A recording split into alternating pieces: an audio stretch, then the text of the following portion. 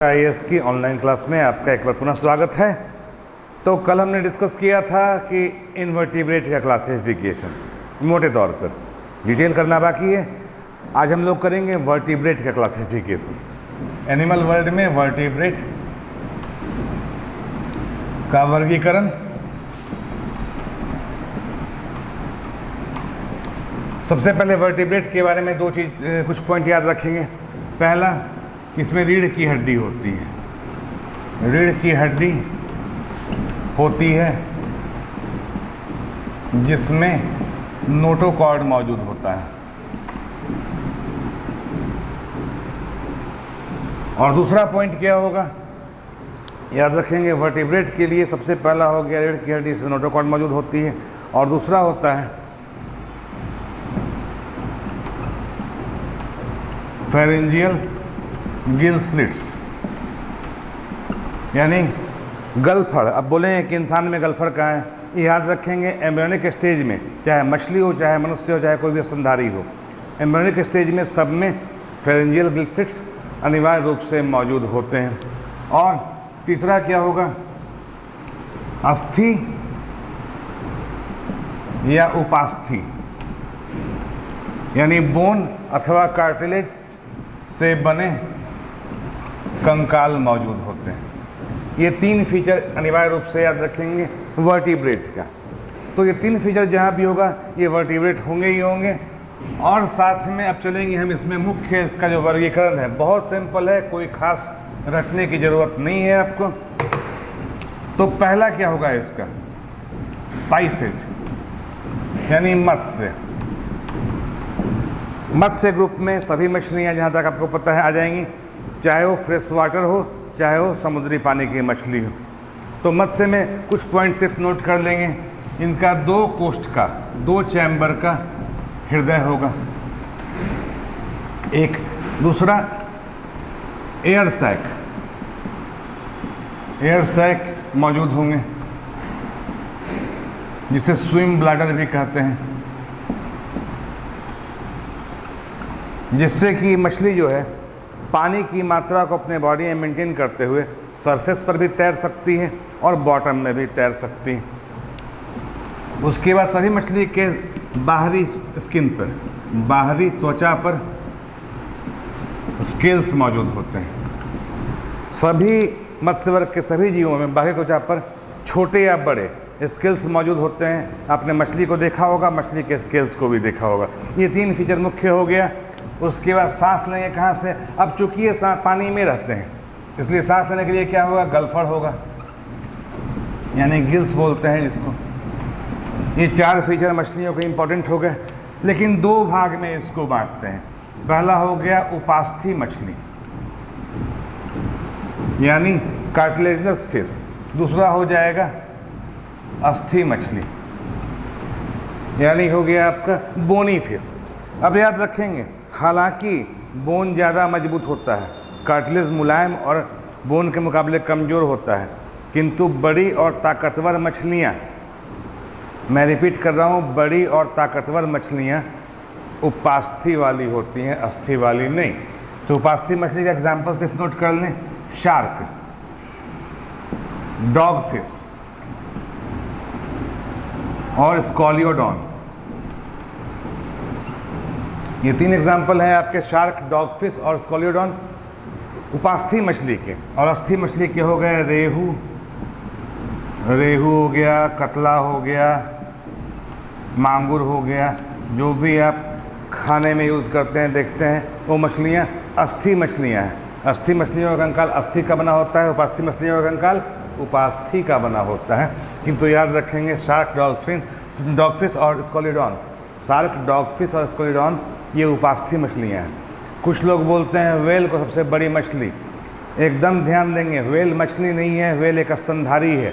Dolphin भी एक स्तनधारी है, इसको मछली के रूप में लाने की गलती ना करेंगे। तो ऐसे में उपास्थि मछलियाँ सबसे बड़ी हो जाएंगी, अस्थि मछलियाँ छोटी होंगी, कमज़ोर होंगी, लेकिन यही इनका क्लासिफिकेशन है। चलिए, पाइसेस कंप्लीट हुआ आपका, इससे अधिक जरूरत नहीं है मछलियों में, मत्स्य में, पाइसेस में। अब हम चर्चा करेंगे सेकंड की। तो मछली के ऊपर क्या होगा? मछली जल की रानी है, मछली पानी में रहती है, पानी में अंडे रहती है, पानी में जीवन व्यतीत करती है, जल से बाहर मर जाएगी। आपने पढ़ा होगा मछली जल की रानी है, जल से बाहर निकालो मर जाएगी। लेकिन दूसरा क्या है? उभयचर, एम्फीबिया। अब ध्यान देना भाई, मछली जल की रानी है, जल से निकालो मर जाएगी, तो विकास के क्रम में हुआ कि चलो जल से बाहर निकाल दो तब भी नहीं मरेंगे। यानी जो जल में भी रह सके, जल में भी और स्थल में भी, जल में भी स्थल में भी। लेकिन याद रखना, जब ये एग ले करेंगे, जब ये इनके अंडों का विकास होगा तो कहाँ होगा? पानी में। क्यों? उभयचर को जल की अनिवार्यता कहाँ होगी? एग ले करने के लिए, अंडों के विकास के लिए इनका स्थान कहाँ पे होगा? पानी में। हालांकि ये स्थल पर भी रह सकते हैं। तो अगर ये दोनों जगह रहेंगे तो आप ध्यान देंगे, इनमें फेफड़ा का श्वसन भी होगा और त्वचा से भी श्वसन होगा। इसमें मछली की तरह गिल्स से नहीं श्वसन होगा। तो श्वसन क्या होगा इसका? एक जल से बाहर, जल से बाहर फेफड़े से, यानी फेफड़े का विकास हो गया, और जल के अंदर किससे? त्वचा से। त्वचा से ऑक्सीजन का ट्रांसपोर्ट होगा, एक्सचेंज ऑफ गैस होंगे। ये दो चीज़ याद रखेंगे। अब हृदय 3 प्रकोष्ठ का, यानी 2 ऑरिकल, 2 निलय बन जाए, 2 अलिंद बन जाएंगे, लेकिन निलय एक ही रहेगा, वेंट्रिकल जो एक ही रहेगा। तो कुल 3 प्रकोष्ठ का हृदय होगा। बाकी फेफड़े का आपने श्वसन का देख लिया आपने। अब एग्जाम्पल पे आ जाए, इससे ज़्यादा जरूरत नहीं है। एग्जाम्पल पे क्या हो गया? मेढक, टोड, सालामांडर आदि। तो ये हो गया उभयचर के बारे में। ध्यान रखने वाली बात है कि उभयचर को उभयचर क्यों कहते हैं, अगर प्रश्न में आएगा तो जवाब होगा इनका अंडा का डेवलपमेंट, एम्ब्रियोनिक डेवलपमेंट पानी के अंदर होता है। ये नहीं कहेंगे आप कि पानी में भी रह सकते हैं और स्थल पे भी रह सकते हैं, रहना अलग बात है। अंडे का डेवलपमेंट, एम्ब्रियोनिक स्टेज का डेवलपमेंट कहाँ पे होगा?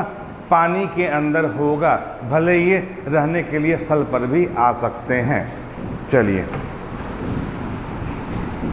अब आगे आ जाएंगे हम लोग तीसरे ग्रुप में। मत्स्य पढ़ लिया आपने, उभयचर भी पढ़ लिया आपने। अब हम पहुंचते हैं सरीसृप पे। ये तीसरा हो गया सरीसृप, यानी रेप्टाइल्स। इसको बोलते हैं रेंगने वाले जीव, रेंगने वाले जीव, अर्थात ऐसे जीव जो रेंग रेंग के चल सकते हों। इनमें काफ़ी विशालकाय भी हैं, छोटे भी हैं, बहुत छोटे भी हैं। तो क्या इसकी खासियत क्या होगी? पहले तो सबसे पहली खासियत होगी इसकी कि यह निश्चित तौर पर जल में नहीं, स्थल पर ही रहते हैं। सरीसृप निश्चित तौर पर जलीय नहीं बल्कि स्थलीय जीव हैं। क्यों?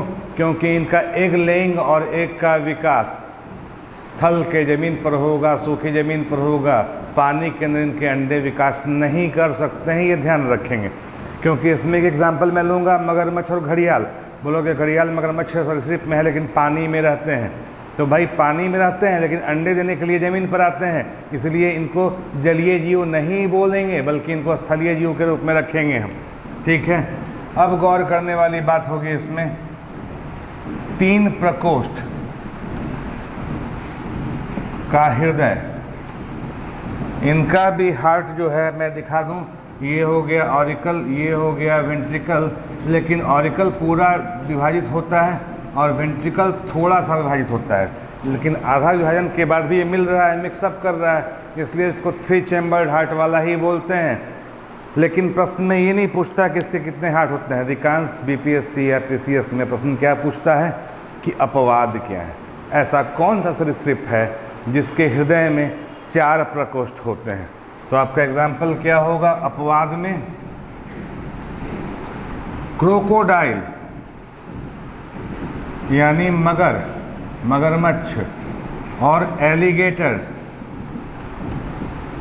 यानी घड़ियाल, ये अपवाद में है क्योंकि इन दोनों में क्या होता है, 4 प्रकोष्ठ का हृदय होता है। ये एकदम ध्यान रखेंगे, ये कई बार प्रश्न पूछ चुका है कि हालांकि सरीसृप रेप्टाइल्स में 3 चैम्बर्ड हार्ट होता है, किंतु क्रोकोडाइल और एलिगेटर में ये हार्ट 4 प्रकोष्ठ के होते हैं। कंप्लीट निलय और कंप्लीट अलिंद में विभाजन हो जाता है।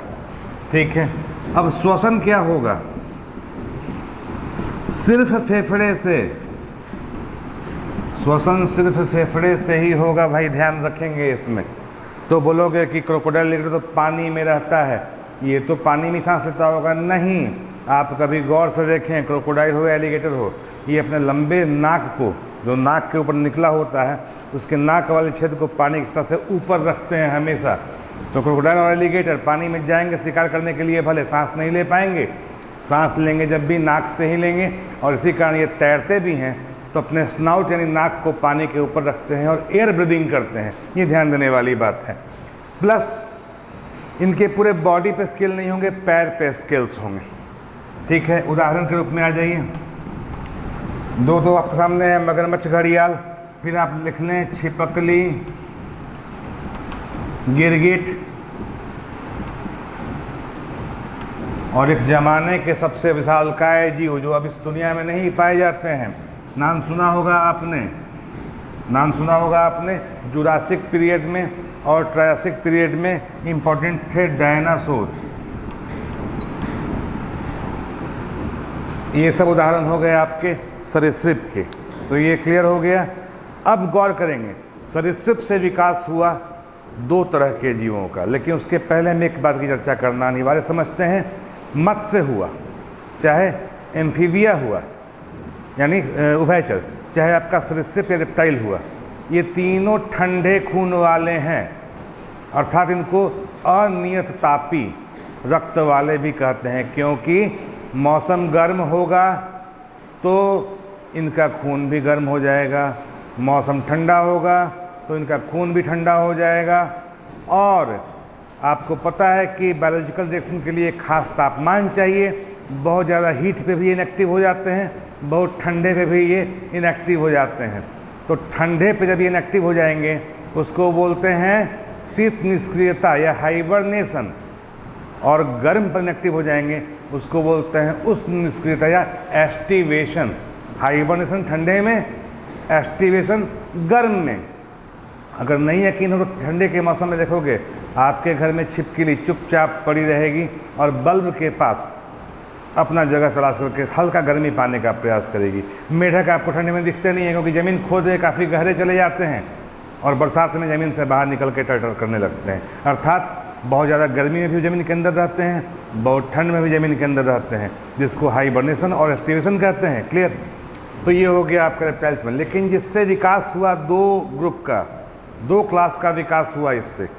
एक हो गया आपका पक्षी एव्स, दूसरा हो गया आपका मैमल स्तनधारी, और ये दोनों गर्म खून वाले हैं। अर्थात बर्ड्स के और मैमल्स के खून का तापमान निश्चित होता है, चाहे गर्मी हो चाहे ठंड हो, इनके बॉडी के खून का तापमान कांस्टेंट एक ही रूप में पाया जाता है। जैसे उदाहरण के लिए इंसान मैमल्स में आते हैं। आपको पता है 97 डिग्री फ़ारेनहाइट आपके खून का तापमान निश्चित है, और ठंड में भी नापेंगे तो उतना ही मिलेगा, गर्मी में भी नापेंगे उतना ही मिलेगा। अधिक हो गया तो उसको बोलते हैं बुखार हो गया, और कम हो गया तो गर्मी नहीं दिया तो आप कोमा में भी चले जा सकते हैं। अर्थात नियत तापी ब्लड वाले, इसका खून का तापमान कांस्टेंट निश्चित तौर पर होता है। तो यहाँ पे देखेंगे, थोड़ा सा मैं एक चेन बना दूँ।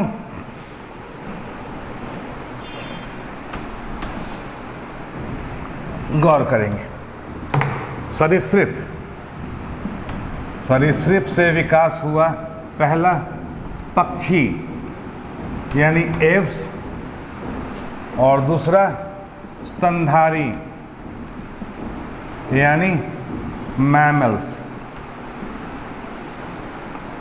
चलिए, पक्षी में आपको पता है, बढ़िया से इसको करने की जरूरत नहीं है कि जो अगले पैर होते हैं, पक्षियों के जो अगले लिम्स, 4 लिम्स होते हैं, वो पंख के रूप में परिणत हो जाते हैं, यानी 4 लिम्ब। पंख में रूपांतरित,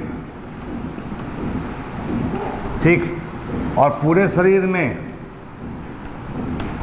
रोएदार क्विल्स बन जाते हैं। याद रखें, पंख को बोलेंगे विंग्स, जिससे उड़ने में मदद लेते हैं, और जो रोए जैसे पूरे बॉडी में पाए जाते हैं उसको बोलते हैं क्विल्स। और क्विल्स क्या काम करता है, ठंड में देखा होगा आपने, बॉडी पूरा क्विल्स से फुला लेती हैं, अपना सर को डाल लेती हैं पक्षी। क्यों? रजाई से भी गर्मी मिलती है, ताकि अपने बॉडी के तापमान को ठंड से बचा सकें। तो क्विल्स क्या है आपका, उनको तापमान को नियंत्रित करने वाला एक ऑर्गन। और विंग से पता ही है, उड़ते हैं ये लोग। तो देखा आपने, पक्षी की खासियत नहीं है। और पैरों में, सिर्फ पैर में स्केल्स मिलेंगे। अब एक विशेष बात होती है पक्षी में, ये नोट करेंगे स्पेशली, पक्षी में हड्डियां खोखली होती हैं। पक्षियों में हड्डियां खोखली होती हैं, जैसे इंसानों में हड्डियों के अंदर बोन मैरो पाया जाता है, खोखली नहीं होती हैं। लेकिन पक्षियों में हड्डियां खोखली होती हैं ताकि इनको उड़ने में मदद मिल सके। हालांकि एक अलग टॉपिक है, फ्लाइट एडेप्टेशन इन बर्ड्स, वो हम अलग से पढ़ाएंगे आपको कि कैसे पक्षी उड़ने के लिए अनुकूलित होते हैं, ये अलग से पढ़ेंगे। बस इतना ही जान ले अभी कि पक्षियों में हड्डियाँ खोखली होती हैं, जिसमें एयर भरा होता है, और साथ में पक्षियों में गैस बबल्स चैम्बर भी होते हैं, जिससे कि बॉडी को हल्का करके ये उड़ने में उनको मदद मिलता है। पक्षियों का एग्जाम्पल नोट कराने की ज़रूरत नहीं है, आपको सबको पता होगा। अलग से क्या कर लेंगे, पक्षी उड़ने वाले होते हैं, लेकिन अपवाद हर जगह है। तो पूछता ये नहीं है कि कौन पक्षी उड़ने वाले हैं। कौवा उड़, बत्तख उड़, अच्छी बात है, लेकिन क्या नहीं उड़, ये पूछता है पीसीएस। तो नहीं उड़ने वाले पक्षी, नहीं उड़ने वाले पक्षी। तो अब कभी खेलेंगे कौवा उड़ और कबूतर उड़, तो साथ में बोलेंगे शुतुरमुर्ग उड़, तो मत उड़ा लीजिएगा। शुतुरमुर्ग उड़ता भी नहीं, दौड़ता है। कीवी उड़, मत उड़ाइएगा। मोआ उड़, मत उड़ाइएगा। और मुर्गा भी आपका जंप करता है, फड़फड़ाता पंख है, लेकिन उड़ने वाले पक्षी में नहीं माना जाता है। तो नहीं उड़ने वाले पक्षी यानी फ्लाइटलेस बर्ड्स। इस पर आप आ जाइए। पहला हो जाएगा कीवी। ये सिर्फ न्यूजीलैंड में ही पाया जाता है, ये ध्यान रखेंगे। ये ऐसा पक्षी दुनिया में सिर्फ न्यूजीलैंड के अलावा कहीं नहीं पाया जाता है। ये कीवी उड़ते नहीं हैं, ठीक है। दूसरा हो गया आपको मोआ। मोआ बर्ड भी उड़ता नहीं है। तीसरा हो गया आपको ईमू। ईमू पक्षी भी उड़ता नहीं है। चौथा हो गया शुतुरमुर्ग, ऑस्ट्रिच, ये भी उड़ता नहीं है। और इसके अंडे जो होते हैं बहुत बड़े बड़े होते हैं, और कालाहारी में रहने वाले आदिवासी इसके अंडों का प्रयोग, खोल का प्रयोग, अंडा खा लेते हैं और अंडे का खोल कटोरा के रूप में यूज करते हैं, इतने बड़े बड़े इसके अंडे होते हैं। बट ये भी उड़ने वाला पक्षी नहीं है। और एक हो गया अंत में अपने यहाँ का मुर्गा।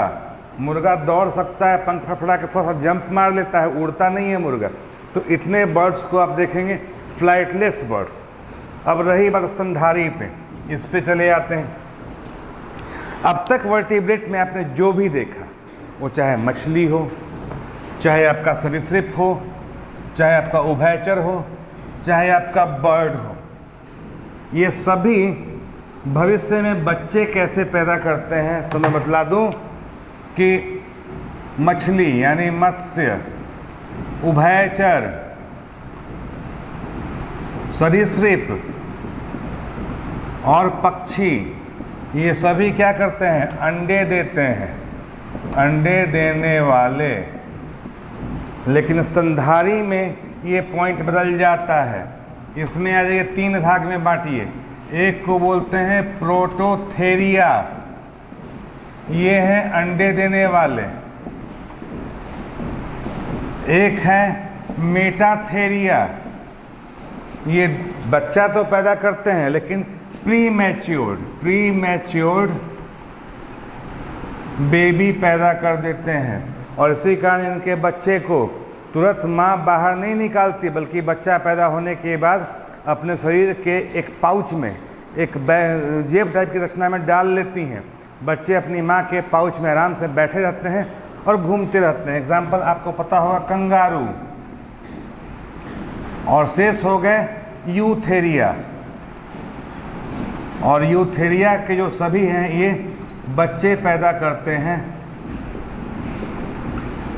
अंडे नहीं देते हैं। तो थेरिया में क्या हो गया आपका, थेरिया में एग्जाम्पल हो गया आपका बंदर, मनुष्य, बकरी, भेड़, गाय, भैंस, जो भी है ये सब हो गया आपका थेरिया में। यूथेरिया में इसकी चर्चा हम अलग से करेंगे जब स्तनधारी पर आएंगे। तो यूथेरिया में ही एक क्लास होता है सीटेसिया, ये चर्चा इसकी भी बाद में होगी, लेकिन थोड़ा समझ लें सीटेसिया हम अलग से क्यों कर रहे हैं। दुनिया के सबसे विशालकाय जीव, दुनिया के सबसे विशालकाय जीव यूथेरिया के सीटेसिया में ही आते हैं, जिसको बोलते हैं ब्लू व्हेल्स। सीटेसिया ऐसे स्तनधारी को बोलते हैं जो समंदर के जल में या जल में रहते हैं। एग्जाम्पल हो गया आपका, दो ही एग्जाम्पल है, पहला व्हेल, दूसरा हो गया आपका डॉल्फिन। और दुनिया का सबसे बड़ा जीव ब्लू व्हेल को बोलते हैं। और सबसे बड़ा जीव किस में आता है, यूथेरिया मैमेलियन के अंतर्गत ही आता है। और स्थल पर रहने वाला सबसे बड़ा जीव हाथी, वो आते हैं यूथेरिया में, हालांकि स्टेसियन नहीं होते हैं। तो अगर प्रश्न में पूछता है कि सबसे बड़े जीव दुनिया के किस ग्रुप में आते हैं, आंसर होगा सीटेसियन में, एग्जाम्पल होगा ब्लू व्हेल। ठीक है, तो यहाँ तक देखा आपने क्लासिफिकेशन वर्टिब्रेट का। हमने आपको पिछली क्लास में डिटेल में प्रोटोजोआ पर छोड़ा था। अब वापस फिर हम लौटते हैं इनवर्टिब्रेट की ओर, जहाँ हम सिर्फ उतना ही चर्चा करेंगे जितना एग्ज़ाम में पूछता है। हमने कल इनवर्टिब्रेट में पहला फाइलम क्या पढ़ाया था आपको, फर्स्ट फाइलम हमने इनवर्टिब्रेट में जो पढ़ाया था उसका नाम है स्पंज, यानी पोरीफेरा। तो पोरीफेरा की बात अगर हम करेंगे तो हमने कल पढ़ा दिया था पोरीफेरा का एग्जाम्पल में स्पंज। इसमें भाई इतना ही आपको याद रखना है कि ये नॉर्मली कुछ सेलों का, कुछ कोशिकाओं का यूनियन है जिसमें स्पाइक होते, समंदर में रहते हैं। स्पंज के बारे में पता है, पानी खींचता है, पानी छोड़ता है। तो स्पंज यानी पोरीफेरा की बात अगर करेंगे हम, तो पोरीफेरा में सिर्फ क्या होगा, वाटर कैनाल सिस्टम।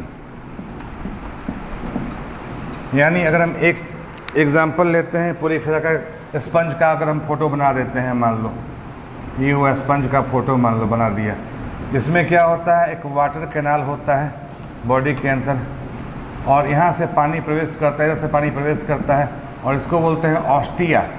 इससे पानी बाहर निकल जाता है।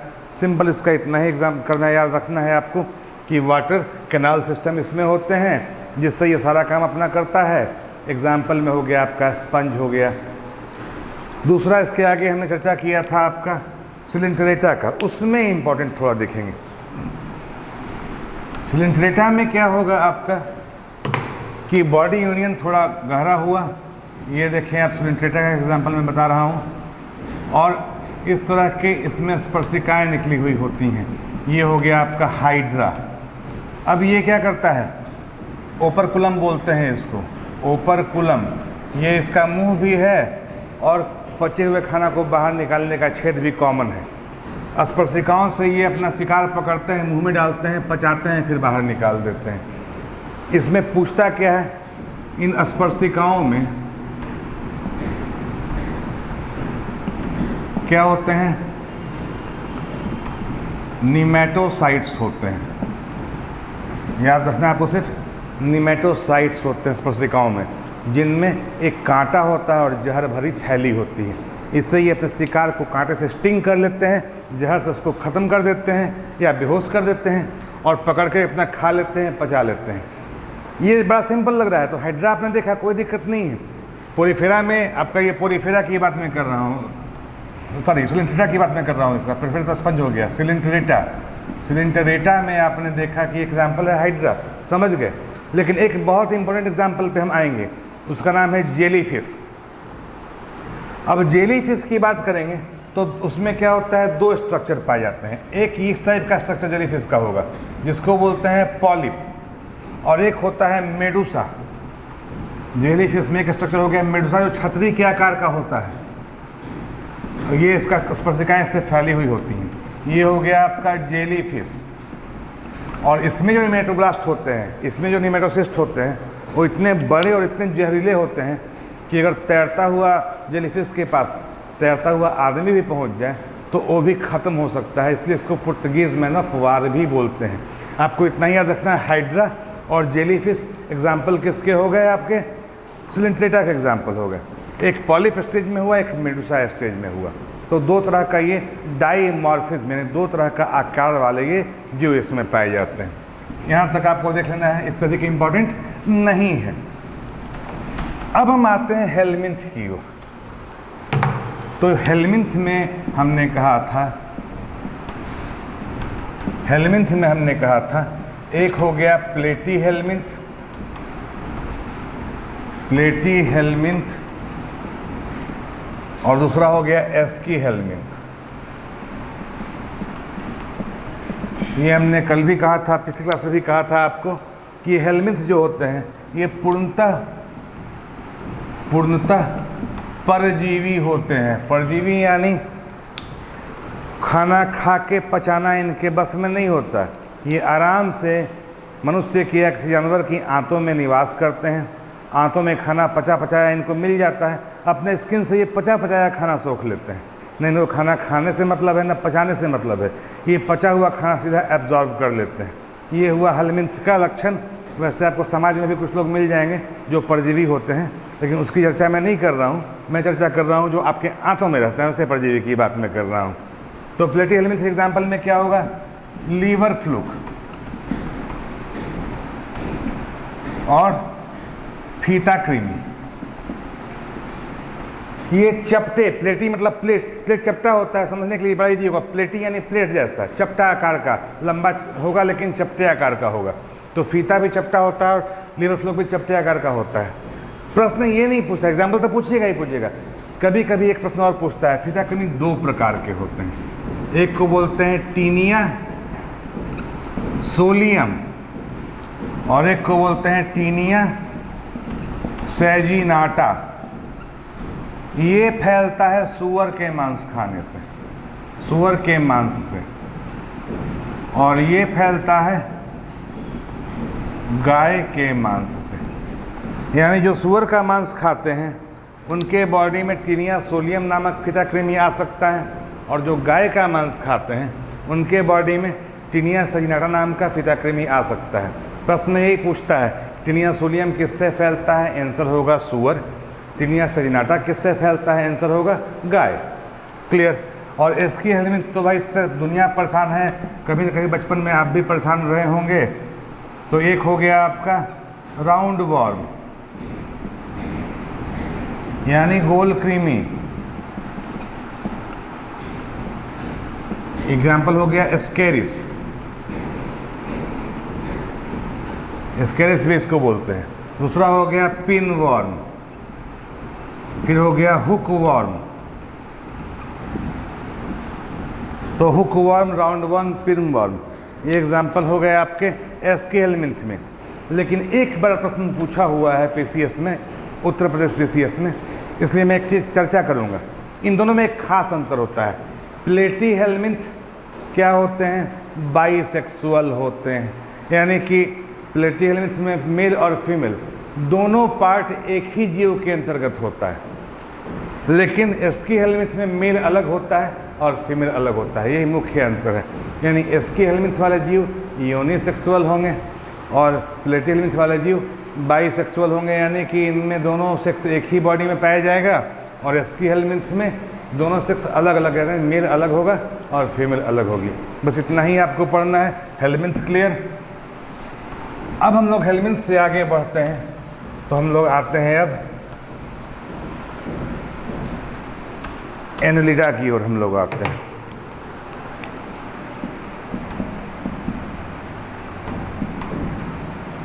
हम लोग अब आते हैं एनेलिडा की ओर। तो एनेलिडा की चर्चा थोड़ी डीप में करनी होगी। एनेलिडा से लेकर काइनोडर्मेटा की चर्चा हम करेंगे अगली क्लास में। लेकिन एक बात का ख्याल रखेंगे, मैं बोलता हूँ, एक आपने देखा क्या, एस्की हेलमिंथ में एग्जाम्पल मैंने बहुत लिया, hook worm, round worm, pin worm सब हमने बोल दिया। लेकिन एस्की हेलमिंथ में एक और एग्जाम्पल है, चर्चा उसके लिए क्लास में करेंगे। मुख्य बात सिर्फ ये कहना है कि हम बड़े बड़े जीवों का मांस खा लेते हैं, पचा लेते हैं, फिर ये छोटे मोटे जीव हमारी आंत में रहते हैं, हमारा ही खाना चुरा के खाते हैं, फिर ये पचते क्यों नहीं हैं? तो याद रखेंगे, बहुत इंपॉर्टेंट है, ये यूपीएससी का क्वेश्चन है, मैं आपको एक बार समझा दे रहा हूँ।